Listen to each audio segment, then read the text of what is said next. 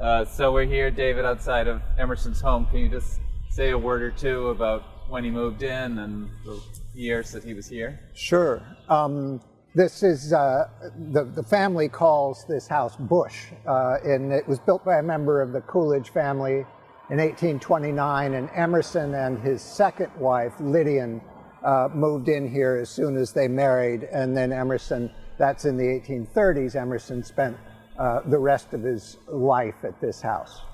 And, the life, the house is filled kind of with his life, but I wanted you to comment, since this is Memorial Day, on he also encountered death many times. It was a part of his own life. Comment on that. He did. Emerson's take on that takes up a lot of his intellectual life. Actually, it's not a denial of death, but it's a refusal to be overcome by mourning, and I can't say that he actually accomplished that, but it was a goal, almost a stoic goal, to not be affected by what happens in the world. Emerson wrote a good deal about it, but the death of his son was just staggering. Talk a little bit more about that. His son Waldo. How old was he when he died? He was 5. And of course, a bright child, and Emerson just dearly loved the little fella. So it was very painful for him. And I was reading in a biography recently the loss of Margaret Fuller, who was a close friend, also affected him quite deeply. It did, and again, Margaret Fuller's loss was an intellectual loss for Emerson. He was nearly frantic. He sent Thoreau down on a mission to find any of her papers that he possibly could. She was bringing back a history of the 1848 revolution in Italy, and it was lost. And that was at least what Emerson writes about more frequently when referring to that loss. And his friendship was based on that intellectual companionship. Oh, absolutely. She was an intimate of the family, and spent many months in this house. Okay, well, let's go inside. So, David, first we're in the study. Do you want to comment? Just make a general comment about Emerson's study and. Sure. Well, it was the center of his life. This was his working place, and he shared the space with a great many people, his family and his visitors. But it was also the intellectual center of Concord in the 1840s and 50s, which makes it the intellectual center of the United States.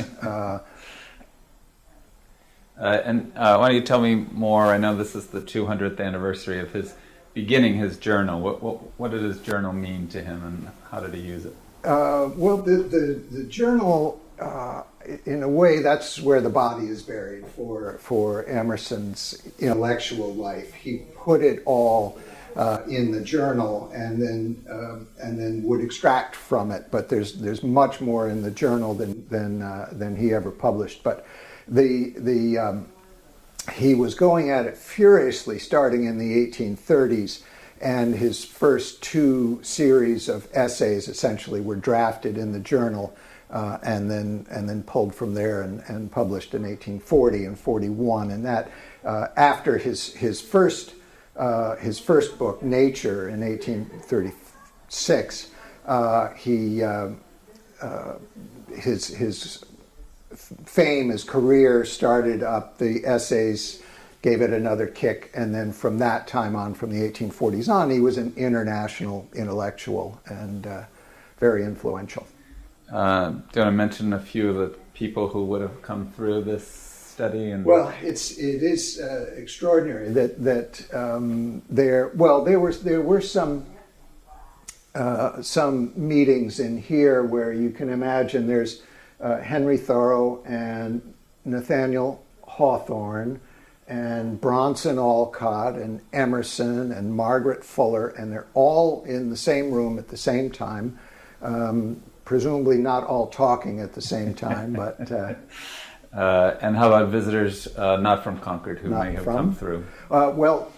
John Brown was in this study on several occasions, and it is certainly an example of a towering 19th century figure who sought Emerson out deliberately to hear what he was up to and actually to provide support. Concord provided a good deal of support to John Brown in the 1850s. Right. He was obviously incredibly well read. Who were some of his influences? Emerson listed in his journal in the 1830s, he said, sort of a note to himself, these are the books that you must read, that one must read, or these are the authors one must read. And it was every classical author you ever heard of, and every 17th century philosopher you ever heard of, and on and on, and every work of gospel. Emerson sought out every work of gospel he could find and devoured it. And that was a lifelong pursuit. Explain for people who don't know the relationship between this study and the things in it and across the street at the Concord Museum, the replica study and what's housed there. Sure. Well, in 1930, the Emerson family determined that they were unlikely to keep this house open long enough for visitors. There was a sort of constant stream of visitors, tourists to Concord, and they all stopped by the house. Even while Emerson was alive, they would knock at the front door and ask if they could just look at him. And at least on some occasions, the family complied. So it was, one of those homes of famous authors. It was a destination, and so the family determined that the heart of the house was the study, and they sent the study over to the museum, which was being built in 1930, and so that's where it's been ever since. And the items in the study now, these are all replicas? This is actually the original. For instance, this is the original fireplace, and then there's a replica of this across the street. Right. And maybe just a little bit about how he worked when he was in the study. Do you have a sense of, did he write at the center table? He had the table in the study was actually a parlor table, a center table that Lydian had acquired when she still lived in Plymouth. The bill is pasted on the underside, so that's how we know these things. And it was his practice, starting early in the morning, to read and write in the study. His children were allowed in. His children were, if they behaved themselves, and generally I think they did. There's a wonderful passage in the journal when Waldo was here, Emerson's first son.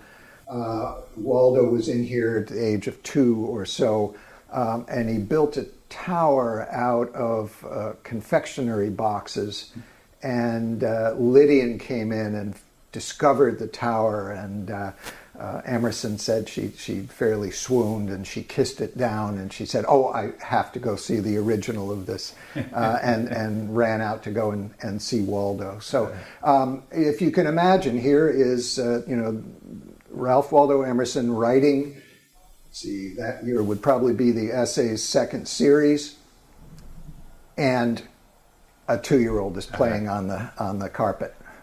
So last but an unfair question, is there a way for you to kind of sum up Emerson's influence on the American canon? The literary influence is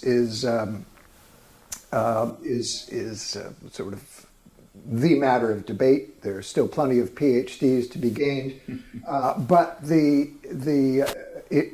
Emerson as a towering public intellectual, he was almost a new idiom when Emerson got to it, and he sort of nailed it.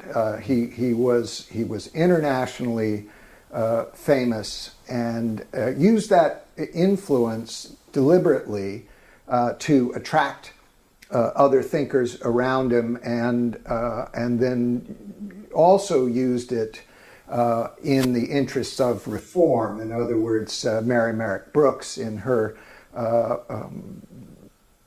abolitionist goals, drafted Emerson into making statements that made a difference because they came from Ralph Waldo Emerson.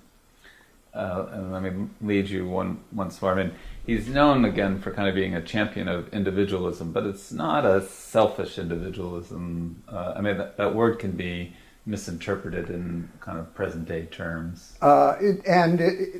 Emerson played with that too as well, but it isn't quite what you. He was accused, actually sometimes very eloquently accused, of solipsism. In other words, determining that he is the entire universe. Emerson was perfectly capable of making that determination. And that it's just selfishness and burying your head in the sand and all those sorts of things. But it's rather different than that, because of the Emerson just carried it all the way. In that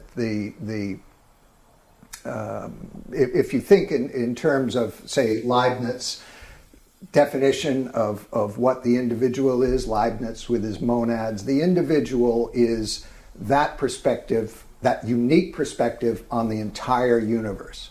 Mm-hmm. That's what Emerson thought of as an individual. Mm-hmm. So one of the frequent visitors to the Emerson house, actually someone who lived here for a couple of years all told, helping the family while Emerson was in Europe on one occasion, and just helping out in the house was Henry Thoreau. And one of the really intriguing bits of evidence of his presence here is this chair, which Thoreau modified. It's a Boston chair of the 1830s, part of a set. There are several more chairs from this set around. And this one's had a drawer added, a drawer borrowed from, it looks like, from a sewing table, and then fitted onto here. And the story that's told about this in the family is that this was for Emerson's gloves, because he would use as an excuse for not going to church on Sunday that he couldn't find his gloves, and so this solved for that.